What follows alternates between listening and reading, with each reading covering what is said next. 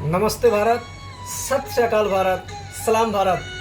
मैं दीपक सिंह आप लोग सभी को आज बचेगा इंडिया तो रचेगा इंडिया के स्वागत करता हूँ। दोस्तों, आज जो मैं स्टडी करने के बाद देखा था कि 135 करोड़ देशवासियों, हमारे आज माताएं बहनें बहुत सारे ऐसे हैं, तो आज ये वीडियो मैं उन माताएं बहनों के लिए मैं समर्पित करूँगा।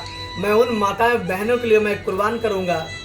आज का टॉपिक है कि जब मैं स्टडी कर रहा था तो जो स्वामी जी का एक स्टोरी था, उसके अंदर में लिखा हुआ था कि स्वामी जी के पास में बहुत सारे ऐसे दोस्त रहते थे साथ में एक ही जगह। जब उन्होंने स्टडी करने के साथ साथ में कुछ अच्छी किताबें पढ़ते थे, तो एक लड़का वहाँ पे आके बोला कि महाराज, कि बहुत सारे लोगों को माताएं का नाम सबसे पहले क्यों आता है, माताएं के लिए लोगों को इतना दर्द क्यों होता है।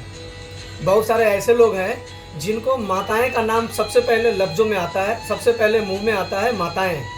तो माताएं क्या, ऐसा क्यों होता है, किसके कारण से माताएं को लोग ज़्यादा पूजा करते हैं। तो उन्होंने प्यार से जवाब दिया। स्वामी जी ने बताया कि देखो भाई, कि सबसे पहले इसको जांचने के लिए क्यों नाम आता है, परखने के लिए क्यों नाम आता है, सबसे पहले इसको एक एग्जाम्पल लेना पड़ेगा। बोला क्या महाराज, कैसा एग्जाम्पल? तो उन्होंने बोला एक काम करो, 5 से 10 मिनट को दूरी चलना है, एक 5 किलो का पत्थर उठा के लाओ और उसको अपने पेट के ऊपर में बांधो और चलो। तो लड़का ने ऐसे ही किया, 5 किलो का पत्थर उठा के लाया और अपना लड़का जो है अपने पेट के ऊपर में बांध के जो है वो चलना शुरू कर दिया। उसके बाद से जो है चलना शुरू कर दिया। तो लड़का 5 से 10 मिनट चलने के बाद बोला, महाराज हमसे सहा नहीं जा रहा है, स्वामी जी हम सहा नहीं जा रहा है, हम इस वजन को सह नहीं सकते। बोला क्यों? बोल तकलीफ हो रहा है, ये पत्थर अपने पेट के ऊपर में बांध के चलने के बाद मुझे तकलीफ हो रहा है। तो कोई बात नहीं, पत्थर को उतार के नीचे रख दो। स्वामी जी ने उनको बोला पत्थर नीचे उतार के रख दो। उन्होंने रख दिया। बोला देखो भाई, कि यही है माता का नाम सबसे पहले क्यों आता है, कि अरे ये 4 से 5 किलो का पत्थर तुमने 5 मिनट से 10 मिनट चलने नहीं सका, लेकिन एक माँ ही होती है, एक माताएं बहनें ही होती है जो अपने बच्चे को अपने पेट में 9 महीना रखती है। 9 महीना रखने के बाद उनका जन्म होता है। उनके बाद जब उनका अपने बच्चे को देखते हैं, उस माँ को इतना खुशी मिलती है ताकि वो पिछले सारे दर्द को भूल जाती है।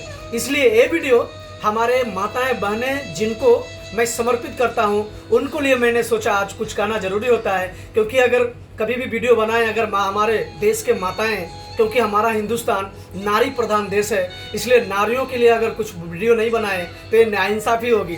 तो इसलिए कहा जाता है कि माताओं का नाम मुंह के ऊपर में सबसे ज़्यादा आता है, क्योंकि माताएं का सबसे बड़ा बलिदान होता है। माताएं सबसे बड़े बलिदान देती है अपने बच्चों के लिए। क्यों? कि एक दिन का उनको खुशी मिलने वाला है। क्योंकि एक दिन जब 9 महीना 10 महीने के बाद अपने बच्चे को अपने गोद में देखती है ना, तो उनका सारा तकलीफ, सारा मुश्किल, सारा घटना वो ख़त्म कर देती है, क्योंकि अपने बच्चे को अपने गोद में देखती है जब उनका जन्म होता है दोस्तों। तो इसीलिए माताएं का नाम सर्वोपरि आता है। माताएं बहनें, जो भी माँ है हमारे देश के अंदर में, जितनी भी माएँ हैं, उनके लिए मैं ये वीडियो समर्पित करता हूं और सैल्यूट अपने हमारे देश के माताएं बहनों को, जो अपने कष्ट से रह के भी अपने बच्चों को पालन पोषण करते हैं।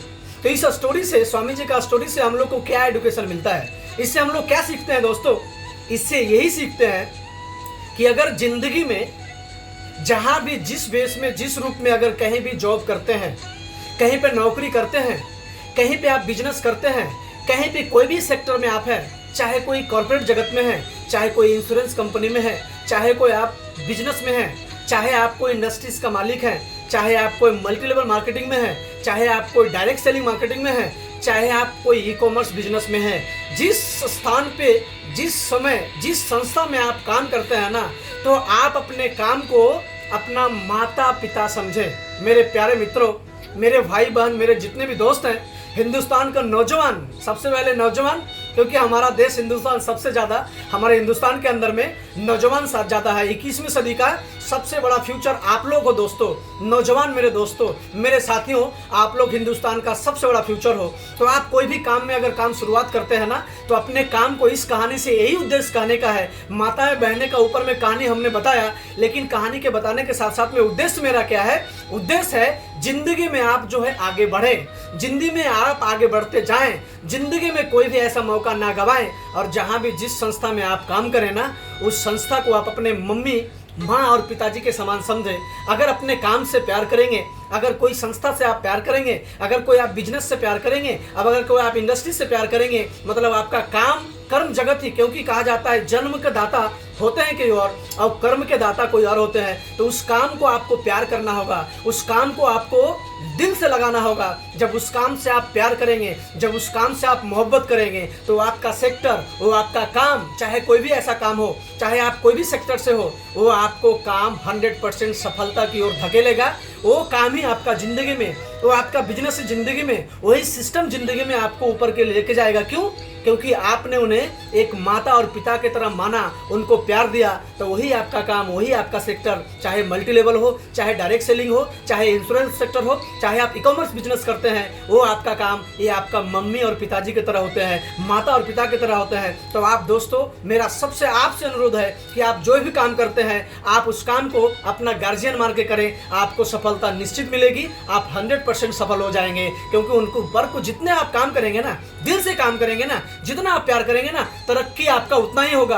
आप दिल से काम करें, कोई भी चीज अगर दिल से काम करते हैं तो 100% आपको सफलता मिलता ही मिलता है। दोस्तों, जिंदगी में अगर कुछ बड़ा कुछ करना है, तो आप अपने कर्मों को प्यार करें, आप अपने काम को आप प्यार करें, आप अपने काम को सम्मान दें, आप अपने कर्म को इज्जत दें। अगर आप अपने कर्म को और काम को सम्मान देते हैं ना, उससे भी आपसे भी ज़्यादा बढ़ के आपका कर्म और आपका काम जो आपको सम्मान देगा। क्योंकि आपका सम्मान, आपका ही सम्मान जो मिलेगा, उस सम्मान के माध्यम से आप शिखर पर पहुंच जा सकते हैं, आप कामयाब हो सकते हैं। दोस्तों, मेरी आप लोग से विनती है कि इस वीडियो को ज़्यादा से ज़्यादा लोगों तक शेयर करें। अगर अच्छा लगे तो मैं आपसे फिर से विनती करता हूं, निवेदन करता हूं, जरूर हमें कमेंट्स करें और हमें जरूर लाइक करें, क्योंकि आपका एक एक कमेंट्स, आपका एक एक लाइक मेरा हौसलों को और बुलंद करेगा। मैं पीछे हटने वाला नहीं हूं, आप लोग के लिए कंटिन्यू मैं करने का कोशिश करता रहूँगा, क्योंकि आपका आशीर्वाद, आपका एक एक कमेंट मेरा जो है और पावर को इंक्रीज करेगा और पावर को बढ़ाएगा।